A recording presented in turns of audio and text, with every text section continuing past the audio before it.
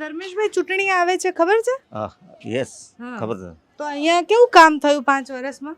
5 વર્ષ કંઈ કામ તો થયું નહીં, બાકી એટલું ખબર છે કે બીજેપીનો વોટ આપવાનો બસ, બીજું કંઈ નહીં. કેમ બીજેપી?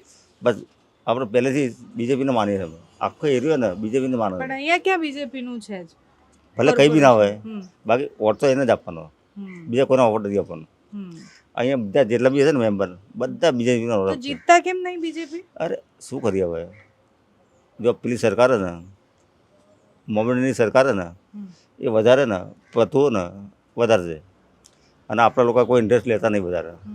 આપણે હિન્દુભાઈ ને આ કોટસ છે, બરાબર, કોટસ છે ને, કોટસ કોઈ સરકાર ઇન્ટરેસ્ટ લેતું નહીં. એ ડાયરેક્ટ ને એ બી છે ને એ બીજેપીમાં તો એ આપણે બીજેપી નહીં, આપણે કઈ સરકાર, આપણા ઇરફાન ખેરાવાળા એ તો ધારાસભ્ય છે ને. હા બસ એમનો વોટ બધા આપે છે, બધા ભાજપનો વોટ આપે છે.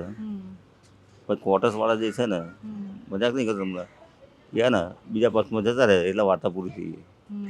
એટલે ભાજપમાં આવવાની કંઈ શક્યતા છે જ નહીં. એટલે